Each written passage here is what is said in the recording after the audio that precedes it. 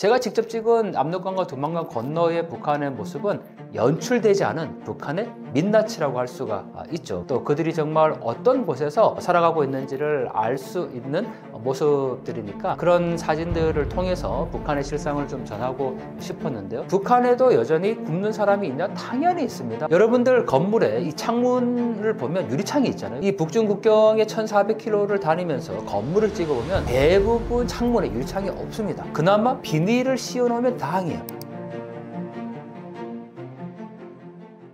안녕하세요. 동아대학교에서 북한을 연구하고 가르치는 강동환입니다. 유튜브 강동환TV를 운영하고 있습니다. 북한을 한 번이라도 가본 적이 있으신가요? 저는 평양을 비롯해서 북한 지역에 간 적이 있는데, 북한에서 어떤 건물에 만약 세상에 부럼 없어라, 부럼은 이제 부러움을 말하는데 이 구호가 붙어 있으면 그 건물은 100% 유치원이거나 타가소입니다. 이 세상에 부럼 없어라는 노래가 있습니다. 만약에 북한에서 오셨는데 탈북민이 될 수도 있고요, 내가 세상에 부럼 없어라는 노래를 한 번도 들어본 적이 없다라고 말한다면 그분은 북한에서 온 게 아닙니다. 왜냐하면 북한에서는 이 4살, 5살 정도가 되면 유치원 타가소에 가는데 그때 가장 먼저 배우는 노래 중에 하나가 바로 세상에 부럼 없어라입니다. 이 노래가 하늘은 푸르고 내 마음 즐겁다 이렇게 시작하는데, 이 노래 가사에 이런 가사 있습니다. 우리의 아버지는 누굴까요? 바로 김일성 원수님. 우리의 집은 당의 품. 그래서 우리는 모두 다 한영제, 세상에 부럼 없어라. 이게 노래 가사입니다. 그러니까 북한의 모든 주민들, 어린아이들 할 것 없이 어릴 때부터 이 세상에 부럼 없어라는 노래를 배우고 자라는데, 이 노래가 왜 중요하냐면요, 여러분들 생명은 누구 겁니까? 저는 사실 제 생명은 제 거이고 종교가 있다면 그분의 것이겠죠. 그런데 북한은 안 해요. 북한은 수령과 당이 있어야 내가 존재하거든요. 그러니까 이 노래 가사에 우리 아버지인 김일성 원수님, 우리의 집은 당의 품, 우리는 모두 다 한영제, 세상에 부러웠다. 이게 되는 거죠. 어릴 때부터 나의 존재는 없습니다. 수령과 당이 있어야 내가 있다라는 그런 존재론적 가치를 교육을 받으니까 북한의 아이들 어떻게 살고 있을까? 한마디로 자기들은 그냥 김정은, 지금 이제 김정은이죠. 김정은을 위해서 살아가는 내 삶의 목적이 오로지 절대 지도자를 위해서 충성하겠다라는 거, 그게 삶의 목적이라는 겁니다. 그런 곳에서 과연 아이들이 어떻게 살아갈까? 답은 정해져 있죠. 개인의 어떤 꿈, 비전, 이런 거 하는 전혀 상관없이 오로지 수령만을 위해서 존재하는 하나의 기계 부속품과 같다라고 볼 수가 있죠. 압록강과 두만강을 사이에 두고 북한과 중국은 국경을 맞대고 있습니다. 총 1400km 정도 되는데 서울, 부산이 500km 정도 되거든요. 3번 왔다 갔다 할 수 있는 거리 정도 되죠. 이 압록강과 두만강 건너에서 초망원 렌즈로 사진을 찍었습니다. 사실 새를 찍는 고배율의 망원 렌즈이기 때문에 북한 주민들이 어떻게 살아가고 있는지를 한눈에 파악할 수가 있었는데, 연출되지 않은 사진이에요. 저도 15년 전에 평양에 갔지만 평양에 가서 마음대로 다닐 수 있는 게 아닙니다. 우리가 흔히 얘기하는, 한국을 치면 국정원 정도 되겠죠. 북한의 보위부, 이 감시원이 항상 붙어 다녀서 자기들 말로는 가이드라고 얘기하지만 그런 가이드가 어디 있습니까? 내가 마음대로 갈 수 있는 곳도 못 가고 오로지 보여주는 것만 봐야 되는데, 그런 평양의 모습은 연출된 모습이라면, 제가 직접 찍은 압록강과 두만강 건너의 북한의 모습은 연출되지 않은 북한의 민낯이라고 할 수가 있죠. 북한 주민들이 어떻게 살아가고 있고 또 그들이 정말 어떤 곳에서 살아가고 있는지를 알 수 있는 모습들이니까 그런 사진들을 통해서 북한의 실상을 좀 전하고 싶었는데요. 사실 여기서 사진을 찍는 건 엄격히 금지되어 있습니다. 특히 중국이 이 반간첩법이라는 것을 만들었거든요. 그래서 북중 국경에서 사진을 찍다가 잘못 걸리면 중국이 그냥 간첩이라고 하면 간첩이게 되겠죠. 특히나 제가 쓰는 렌즈가 새를 찍는 이렇게 큰 렌즈인데, 이거를 현장에서 그냥 찍다가 잡히면 그냥 현행범으로 간첩 혐의를 받을 수밖에 없죠. 그래서 제가 목숨 걸고 찍어왔다 이렇게 하면 좀 과장이고 너무 그렇게까지 표현하고 싶지 않지만 결코 쉬운 작업은 아니었다는 말씀을 드리고 싶습니다. 북한 주민들의 일상, 여러분들의 일상은 어떻습니까? 이렇게 가정을 해보죠.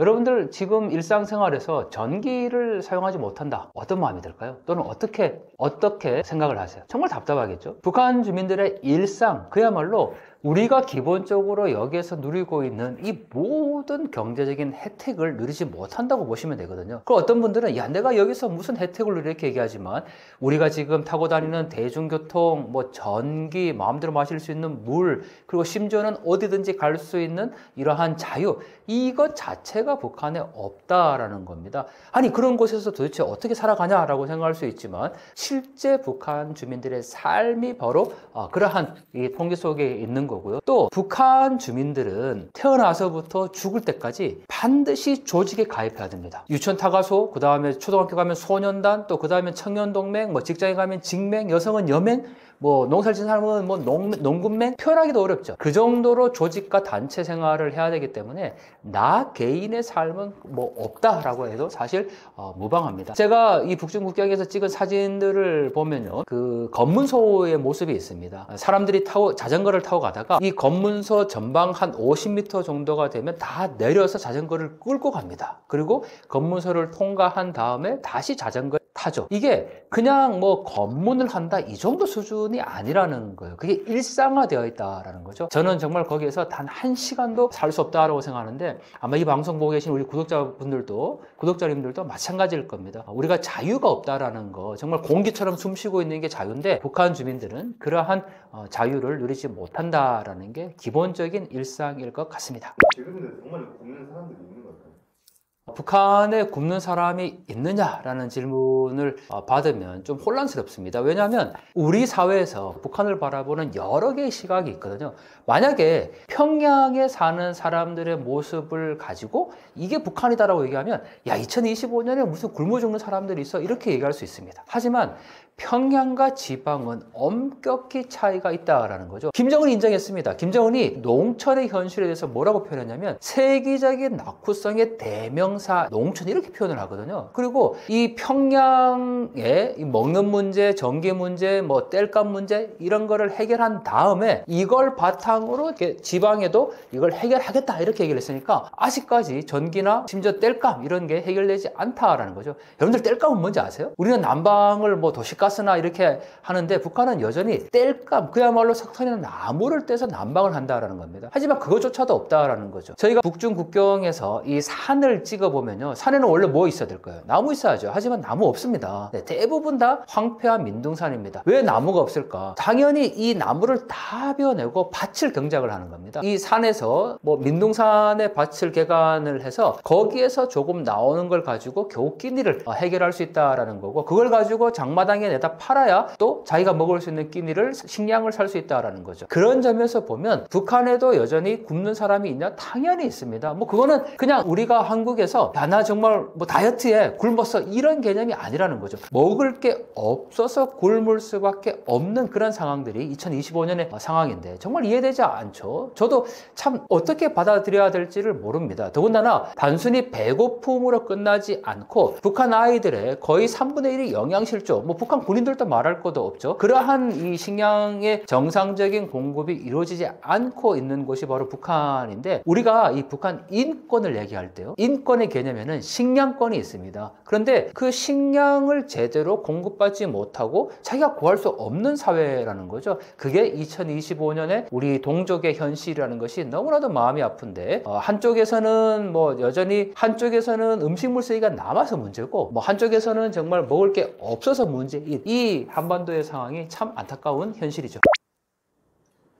네, 현재를 하고 이 북중 국경에서 사진을 찍다 보면요, 올라온 장면이 많은데 여러분들 건물에 이 창문을 보면 유리창이 있잖아요. 그걸 보고 신기해 하십니까? 와, 우리 집 건물에는 뭐 유리창이 다 있어, 이런 얘기 안 하잖아요. 이 북중 국경에 1400km를 다니면서 건물을 찍어보면 대부분 창문에 유리창이 없습니다. 그나마 비닐을 씌워놓으면 다행이에요. 제가 뭐 어떤 분들은 야, 그렇게 열악한 곳만 찍어서 그런 거 아니야 라고 말할 수 있지만, 제 영상이나 뭐 이 사진뿐만 아니라 영상이 있는데 어느 지역에서 보든 다 거의 창문에 유리창이 없습니다. 그만큼 열악한 상황을 볼 수가 있고, 심지어 어떤 남성이 아마 장마당 시장에 갔다가 집으로 이제 돌아가는 길인 것 같은데, 그 남성이 들고 있는 게 유리창 한 장입니다. 여러분들 유리창 한 장을 들고 뭐 수킬로를 걸어서 집까지 가본 적이 있습니까? 그걸 구하기 위해서?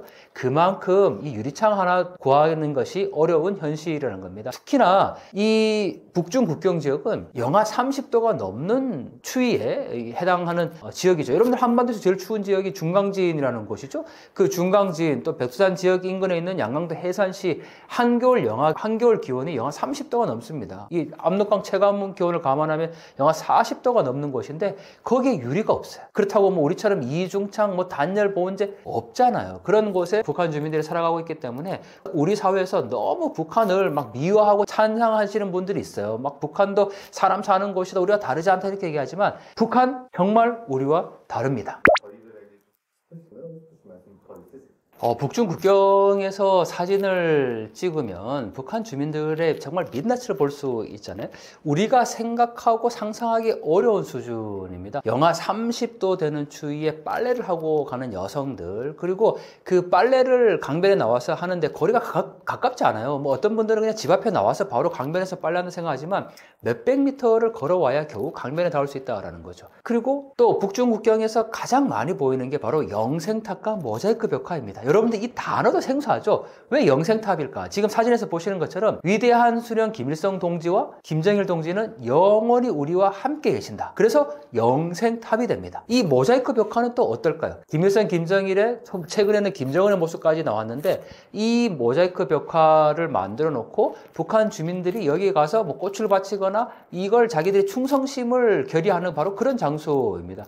이 곳곳에 이런 우상화 작업들이 되어 있다는 거죠. 여러분들 이게 바로 북한의 현실이라는 건데 우리는 그동안 북한을 너무 모르고 살았지 않나. 그리고 이러한 곳에서 살아가고 있는 북한 주민들의 삶을 우리가 좀 들여다볼 필요가 있는데 정말 너무나도 북한에 좀 무관심했다라는 거죠. 그런 점에서 지금 저와 여러분들이 누리고 있는 이 자유 사실 큰 거 아니에요. 지금 여러분들이 이렇게 자유롭게 마음대로 이 유튜브 볼 수 있는 거, 사실 지금 억지로 보고 있는 거 아니잖아요. 강제로 보고 있는 거. 하지만 북한 주민들은 볼 수도 없지만 만약에 봐야 된다면 조선중앙TV 그거 한 개를 반드시 정치 사상 교육을 위해서 의무적으로 봐야 된다라는 거죠. 그런 곳에 북한 주민들이, 그런 상황에서 북한 주민들이 살아가고 있기 때문에 우리가 좀 더 관심을 갖고 어떻게 하면 북한 주민들도 우리가 똑같이 자유를 누릴 수 있을 것인가 함께 고민하면 좋겠습니다. 우리가 북한 문제에 대해서 이렇게 함께 나누고 있는데요. 사실 북한은 뭐 굉장히 멀리 있는 나라다라고 생각할 수도 있을 것 같습니다. 사실 불과 여기에서 서울에서 1시간 거리면 갈 수 있는 곳이죠. 우리의 동포, 동족이 있는 곳인데 그동안 우리가 북한 문제에 너무 무관심했지 않나 한번 좀 돌아볼 필요가 있을 것 같고, 저와 여러분들이 지금 누리고 있는 이 자유, 다른 게 아닙니다. 마음대로 볼 수 있다는 거, 이것마저도 우리가 자유라고 생각하는데 우리는 잘 못 느끼고 있죠. 북한 주민들도 동일하게 이러한 자유와 민주주의와 인권, 그리고 무엇보다 이 경제적인 풍요로움을 함께 누리며 살아가면 좋겠다라는 그 마음 때문에라도 북한 문제에 좀 더 관심을 갖고, 지금 우리가 여기에서 보고 있는 이 컨텐츠가 북한 주민들도 본다라고 가정한다면 우리는 더 많은 또 질 좋은 컨텐츠를 북한 주민들에게 보여줄 필요가 있습니다. 여러분들이 지금 보고 계시는 이것만으로도 저는 북한 주민들에게 가장 큰 힘이 된다고 생각하니까요. 여러분들 함께 해주시면 감사하겠습니다.